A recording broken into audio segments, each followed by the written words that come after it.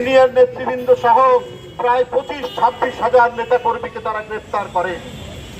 ওরা অংশগ্রহণ করার কথা বলে, কিন্তু তারা একতরফা নির্বাচন করতে চায়। তার প্রমাণ সারা বাংলাদেশ থেকে বিএনপি এবং যারা গণতন্ত্রের কথা বলে তাদেরকে বন্দী করে রাখে। এখন দেখছি ওবায়দুল কাদের সাহেব তিনি যেন খুব উত্তেজনার মধ্যে আছেন। তার উত্তেজনা যেন কোনোভাবেই প্রশমিত হচ্ছে না। তিনি মানসিক অস্থিরতায় ভুগছেন বলে মনে হয়। ডোনাল্ড লু মার্কিন সহকারী পররাষ্ট্রমন্ত্রী দক্ষিণ এশিয়া বিষয়ে তিনি বাংলাদেশে এসেছেন। তার আশা নিয়ে বিএনপির কোন নেতা কোথাও কোনো কথা বলেনি, কিন্তু প্রতিদিন মনে হচ্ছে জ্বরে যেমন প্রলাপ বকে তেমনি ওবায়দুল কাদের সাহেব প্রলাপ বকছেন। এর কারণ কি আমরা জানি না।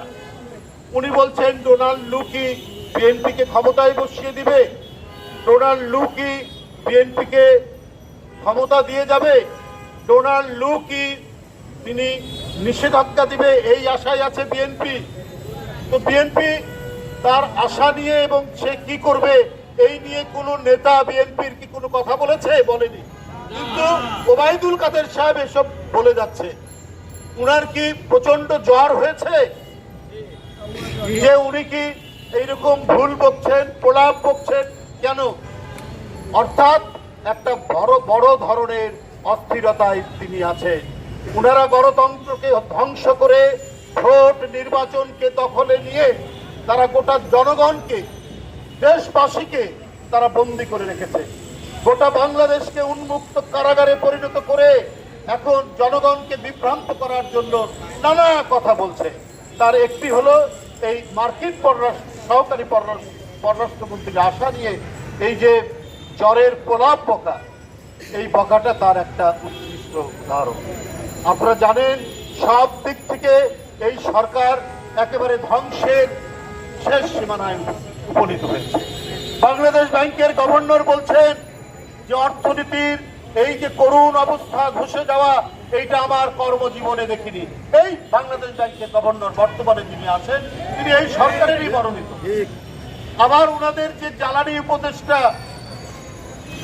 কি যেন নাম উনার, তৌফিক এলাহি, উনি বলছেন যে বাংলাদেশের আজকের যে ভয়াবহ অর্থনৈতিক অবস্থা তার জন্য পশ্চিমারা ষড়যন্ত্র করছে। এই ষড়যন্ত্রের নবতত্ত্ব তৌফিক এলাহিরা দিয়ে মনে করছে জনগণকে তারা বিভ্রান্ত করবে।